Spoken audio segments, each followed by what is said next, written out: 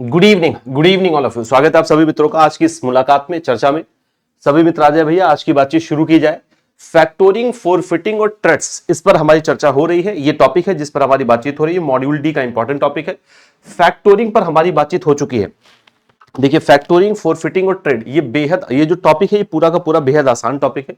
इसमें कुछ भी ऐसा नहीं जो बहुत कठिन है, इसलिए आसान है, इंपॉर्टेंट है, इसलिए जरूरी ये हो जाता है कि आप इसको ठीक से पढ़ के जाए, क्योंकि आसान भी है और महत्वपूर्ण भी है। और आसान चीजें जल्दी याद रह जाती हैं लंबे समय तक भी। तो जरूरी है आप इसे ठीक से पढ़ के जाए। फैक्टोरिंग पर हमारी बातचीत पिछली मुलाकात में हो चुकी है। आज हम फोरफिटिंग की चर्चा करने वाले हैं। चलिए, सबसे पहले कुछ बेसिक बातें समझ लेते हैं। फोरफिटिंग को पहले समझ लेते हैं, फिर पीपीटी की तरफ जाएंगे भैया। ये 360 डिग्री कॉन्सेप्ट सीरीज आपके लिए इसलिए चलाया जा रहा है ताकि आपके पूरे सिलेबस में जितने भी इंपॉर्टेंट कॉन्सेप्ट हैं सारी यूनिट में उनको कवर कर लिया जाए।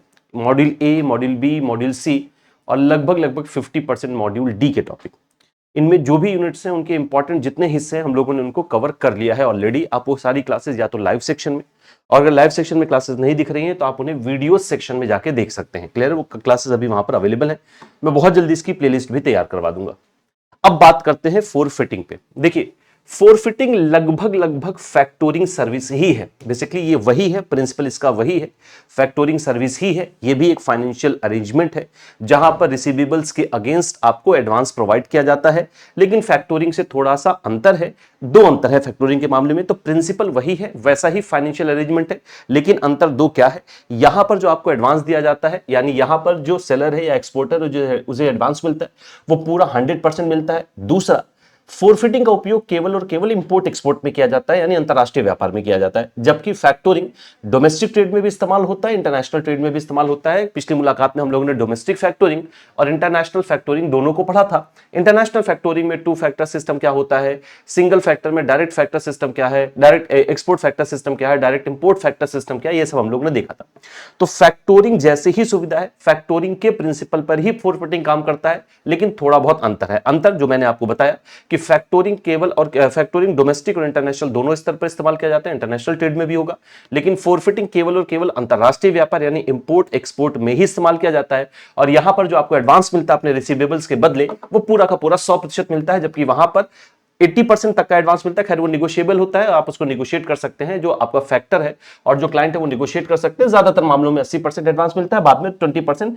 जब बायर से पूरा पैसा वापस आ जाता है फैक्टर के पास, तो वो 20% रिमेनिंग अमाउंट अपने चार्जेस डिडक्ट करके वापस कर देता है। तो इसे केवल और केवल अंतरराष्ट्रीय व्यापार में ही इस्तेमाल किया जाता है। अब फोरफिटिंग पर कोई डेफिनेशन पढ़ने के पहले इसको हम समझ लेते हैं एक डायग्राम से। अब ये जो डायग्राम है, ये देखिए मेरा बनाया हुआ डायग्राम नहीं है। जैसा कि मैं आपसे बताता हूं कि जब भी मैं आपके लिए कोई क्लास लेकर आता हूं तो मेरी कोशिश ये होती है कि उसे पिक्टोरियल फॉर्म में समझाया जाए। कोई अच्छी पिक्चर मिल जाए जिससे आपको बहुत इत्मीनान से वो समझ में आ जाए, क्योंकि पिक्चर्स हमारे दिमाग में लंबे समय तक बनी रहती हैं, तो याद रखना उसको आसान हो जाता है। इसलिए ये पिक्चर आपके सामने, बहुत इत्मीनान से इसको देखिएगा। यहीं से पूरा फैक्टोरिंग और फोरफिटिंग प्रोसेस आपको समझ में आ जाएगा। फोरफिटिंग और फैक्टोरिंग में दो अंतर जो मैंने आपको बताया उनको याद रखिएगा।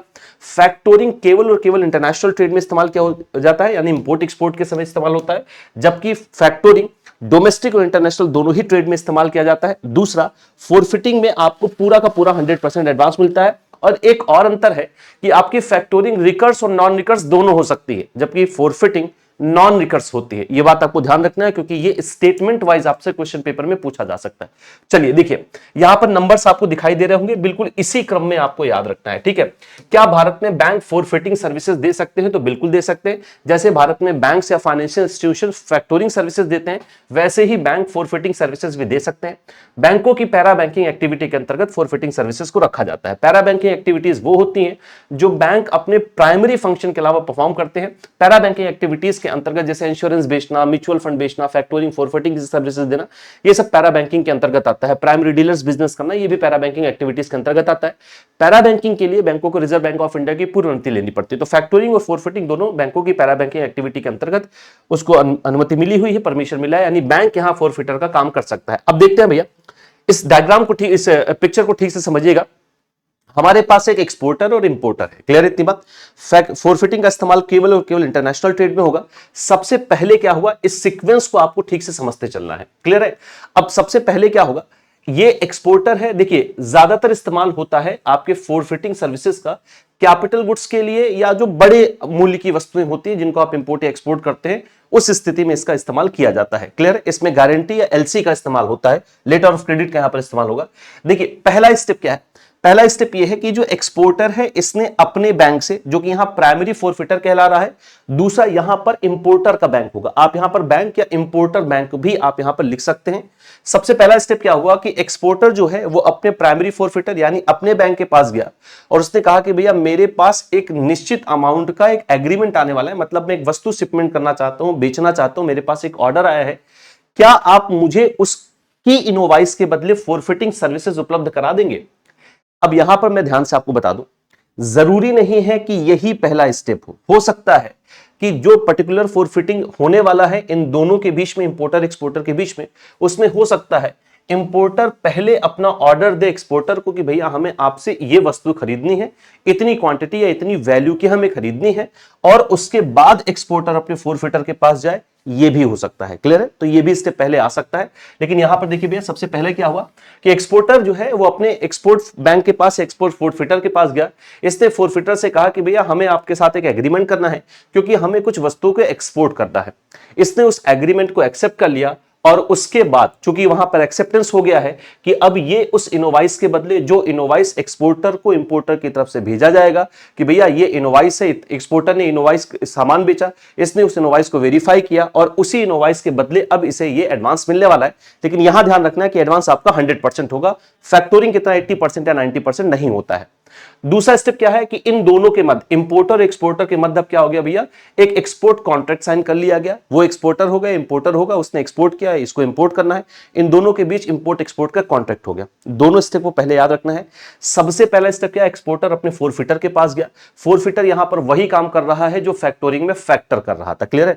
फोरफिटर बिल्कुल वैसा ही काम करेगा जो फैक्टर वहां पर कर रहा था। फैक्टर वहां पर आपके रिसीवेबल्स, बिल्स या इनवॉइस के बदले आपको एडवांस प्रोवाइड कर रहा था, बिल्कुल वही काम यहां पर फोरफिटर कर रहा है, ये आपको 100% एडवांस प्रोवाइड कर देगा।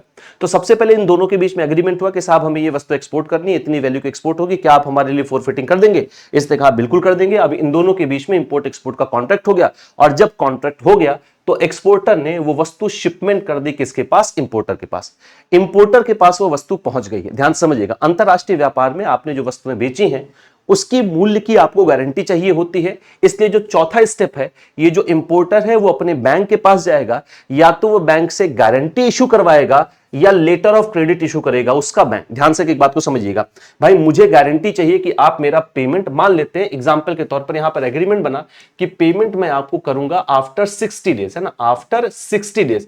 तो एक्सपोर्टर ने कहा भैया पेमेंट आप मुझे आफ्टर 60 डेज करिए, कोई दिक्कत वाली बात नहीं, लेकिन मुझे गारंटी तो दे दीजिए कि मैं पेमेंट आपको 60 डेज के बाद कर पाऊंगा। तो तीसरा स्टेप क्या होगा, ये जो इंपोर्टर है वो अपने बैंक के पास गया, इसने बैंक से कहा कि भैया मुझे ये शिपमेंट आई है, मैंने वस्तु खरीदी है, आप एक गारंटी इशू कर दीजिए। ध्यान से समझिएगा, आप एक गारंटी जारी कर दीजिए या लेटर ऑफ क्रेडिट आप जारी कर दीजिए। यहां पर बैंक एलसी या गारंटी जारी कर देगा। जैसे ही एलसी या गारंटी इसे प्राप्त होगी वो गारंटी भेज दी जाएगी, यानी वो डॉक्यूमेंट भेज दिए जाते हैं एक्सपोर्टर को, और एक्सपोर्टर वो डॉक्यूमेंट किसको दिखा देता है? अपने फोरफिटर को। फोरफिटर को जैसे ही ये डॉक्यूमेंट मिल जाता है, नेक्स्ट स्टेप क्या है कि ये इसे 100% का पेमेंट कर देगा जो उसकी फेस वैल्यू है। क्लियर? जो इनवॉइस की फेस वैल्यू थी उसका 100% इसे पेमेंट कर दिया जाता है, और यहां पेमेंट करने के बाद जो फोरफिटर यानी जो प्राइमरी फोरफिटर है वो प्रेजेंट कर देता है डॉक्यूमेंट्स बैंक के पास कि भैया आपने जो गारंटी भेजी थी उसके अगेंस्ट मैंने इन्हें 100% का पेमेंट कर दिया है। ये डॉक्यूमेंट भेज दिया जाता है फोरफिटर बैंक के पास।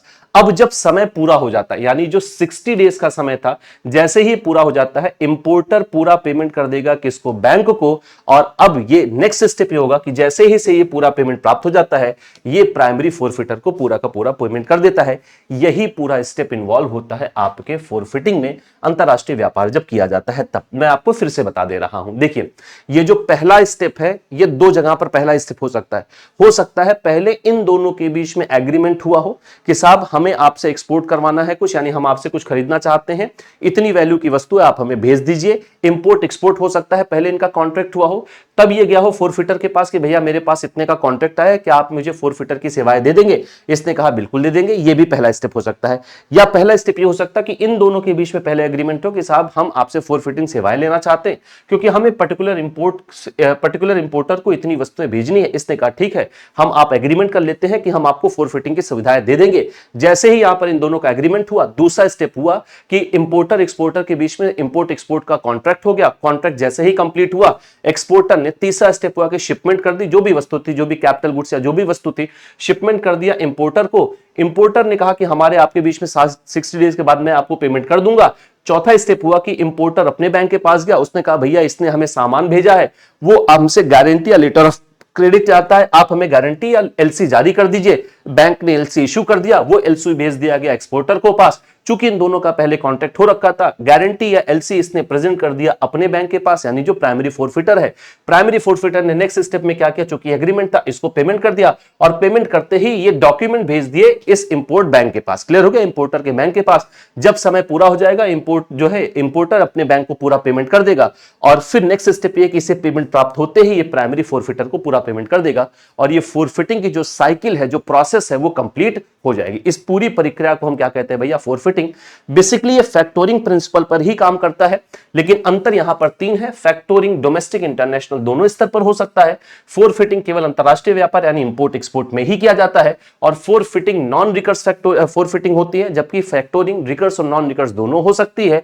तीसरा यहां पर 100% का पेमेंट होगा, जबकि फैक्टोरिंग में 80% 90% जो भी आप निगोशिएट कर पाते हैं उतना पेमेंट किया जाता है। अब इसकी एक डेफिनेशन पढ़ लो, डायग्राम से आपने सब कुछ समझ लिया। क्या है भैया?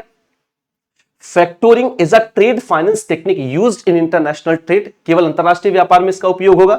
Mainly for export of capital goods और large value items. Capital goods या लार्ज वैल्यू आइटम्स से इनका इस्तेमाल किया जाता है।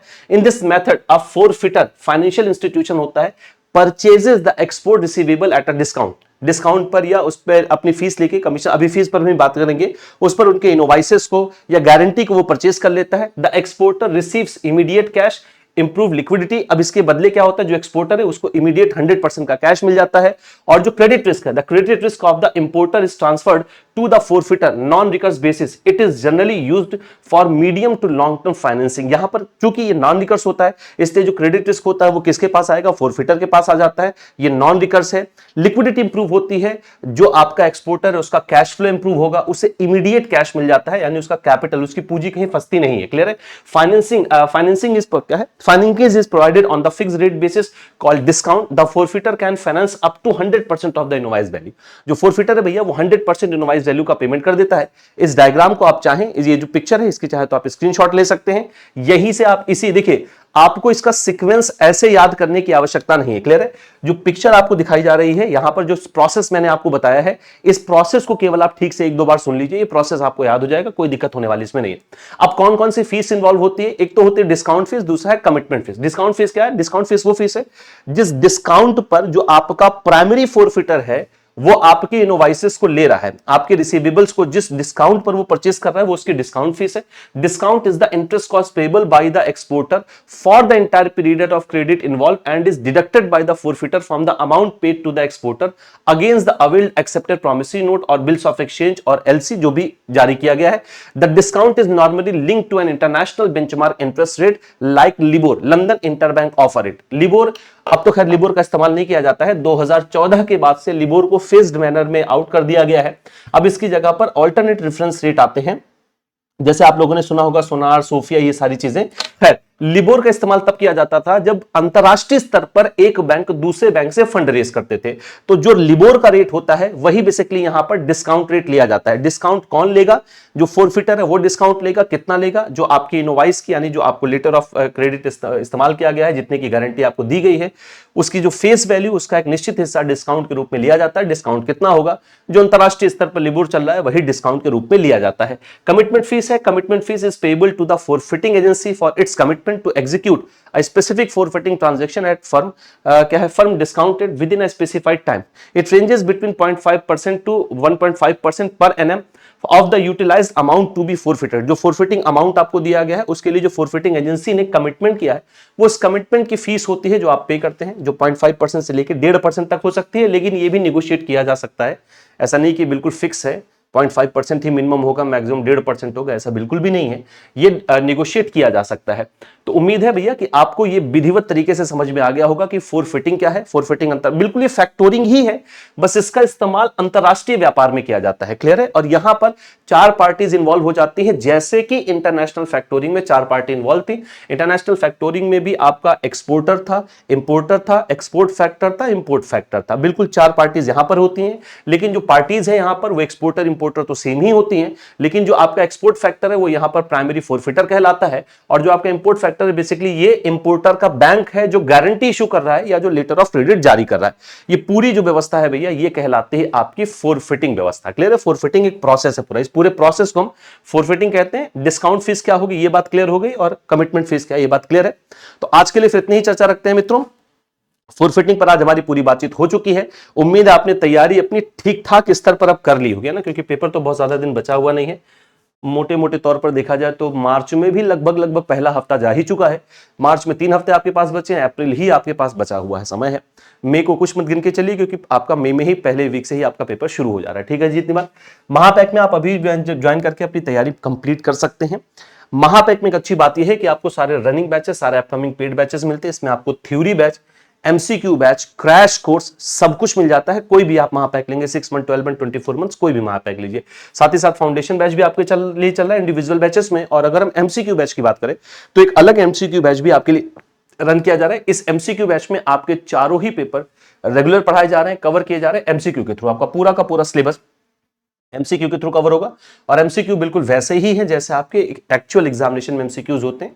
सारी केस स्टडीज, न्यूमेरिकल, सारे क्वेश्चंस इसमें शामिल किए गए, और जैसा पैटर्न 2025 के एग्जामिनेशन का है बिल्कुल वैसे ही एमसीक्यूज इस बैच में डिजाइन किए गए। अगर आप महापैक लेते हैं तो ये एमसीक्यू बैच या ये फाउंडेशन बैच, आपके इंडिविजुअल बैचेस हैं, वो आपको अलग से परचेज करने की रिक्वायरमेंट बिल्कुल भी नहीं है। महापैक में सारे बैचेस आपको फ्री ऑफ कॉस्ट मिल जाते हैं। इसके अलावा कुछ भी और आप मुझसे जानना चाहते हैं, पूछना चाहते हैं Indian economy, Indian financial system में, या अपने पेपर के लिए कुछ भी और बातचीत आप करना चाहते हैं, तो इस क्यूआर कोड को स्कैन करके डेडिकेटेड टेलीग्राम ग्रुप है आपके लिए, आप इसे ज्वाइन कर लीजिए।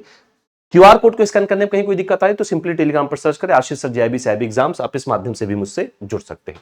तो आज के लिए फिर इतनी ही चर्चा रखते हैं। कल आपसे मुलाकात होगी मेरी एक नए मुद्दे पर, नई बातचीत करेंगे, और बहुत जल्दी हम आपके लिए यहाँ पर भी कुछ नया शुरू करने वाले हैं, यानी यूट्यूब पर भी कुछ नया शुरू करने वाले हैं।